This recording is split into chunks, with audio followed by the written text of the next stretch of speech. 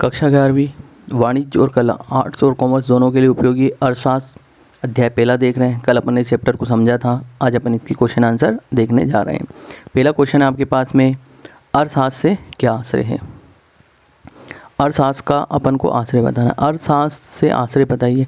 अंग्रेजी शब्द इकोनॉमिक्स, अंग्रेजी भाषा इकोनॉमिक शब्द ग्रीक भाषा के दो शब्दों ओक्योस और नोमस से मिलकर बना है। ओक्योस का अर्थ है परिवार और नोमस का अर्थ है प्रबंध करना। दोनों शब्दों से मिलकर बना हुआ, दोनों का अलग अलग अर्थ है। एक का अर्थ है परिवार है, दूसरे का अर्थ प्रबंध। अतः हमें अर्थशास्त्र का उपयोग सीमित साधनों से अधिकतम मितव्ययिता द्वारा, सीमित साधन है अपने पास, साधनों की क्या है कमी है, उनके द्वारा मितव्ययिता मतलब कंजूस तरीके से, मितव्ययिता द्वारा घर खर्च के प्रबंध किया जाता है। मितव्ययिता के द्वारा घर खर्च के प्रबंध से किया जाता है। इसने इसका अर्थशास्त्र का पूरे का अर्थ बता दिया है। सीमित साधनों से मितव्ययिता द्वारा घर खर्च के प्रबंध से किया जाता है। ये अर्थशास्त्र से आश्रय, ये आपको 2 नंबर के क्वेश्चन में मिल जाएगा। 2 नंबर के क्वेश्चन में एग्जाम में आता है। अब अपन देखते हैं सेकंड नंबर क्वेश्चन आपका, अर्थशास्त्र की परिभाषा बताओ।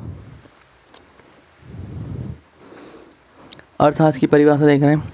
अर्थशास्त्र की परिभाषा लिखिए। अर्थशास्त्र 2 शब्दों से अर्थ प्लस शास्त्र के योग से, अर्थ प्लस शास्त्र के योग से मिलकर बना है। अर्थशास्त्र 2 शब्दों अर्थ प्लस शास्त्र के योग से मिलकर बना है। अर्थ का मतलब, अर्थ से आशय धन और शास्त्र का आशय विवेचना से होता है। अर्थ का मतलब होता है धन से और शास्त्र का आशय का अर्थ विवेचना से होता है। इस प्रकार धन की विवेचना करने वाले शास्त्र को अर्थशास्त्र कहते हैं। इस प्रकार धन की विवेचना करने वाले शास्त्र को क्या कहेंगे, अर्थशास्त्र कहते हैं। अर्थ का मतलब होता है धन और शास्त्र का मतलब होता है विवेचना करना। ठीक है। अर्थशास्त्र 2 शब्दों से मिलकर बना है, अर्थ प्लस शास्त्र। शास्त्र का अर्थ बता दिया मैंने विवेचना, और अर्थ का मतलब होता है धन। इस प्रकार धन की विवेचना करने वाले शास्त्र को अर्थशास्त्र कहेंगे। उसके बाद देखिए हम एडम स्मिथ को अर्थशास्त्र का जनक क्यों कहा जाता है। एडम स्मिथ को अर्थशास्त्र का जनक क्यों कहा जाता है, कल भी बताया था किताब में मैंने।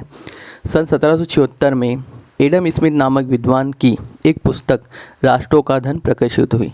सन 1776 में एडम स्मिथ नामक विद्वान की एक पुस्तक राष्ट्रों का धन प्रकाशित हुई। एडम स्मिथ ने पहली बार वैज्ञानिक ढंग से व्यवस्थित रूप से इस विषय पर विचार प्रकट किए या विचार प्रकट किए, यटा है विचार प्रकट किए। इसी कारण उन्हें अर्थशास्त्र का जनक कहा जाता है। वैज्ञानिक ढंग से व्यवस्थित रूप से इस विषय पर विचार प्रकट किए, इसलिए उन्हें अर्थशास्त्र का जनक कहा जाता है। एडम स्मिथ को क्या कहा जाता है, अर्थशास्त्र का जनक कहा जाता है। एडम स्मिथ की पुस्तक का नाम है राष्ट्रों का धन, वो जो प्रकाशित हुई थी 1776 में।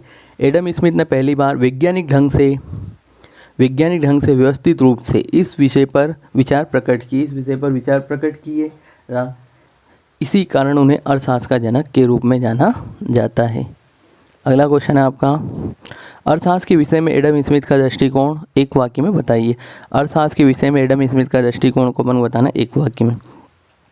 एडम स्मिथ के अनुसार अर्थशास्त्र राष्ट्रों के धन के स्वरूप व कारणों की खोज से संबंधित है।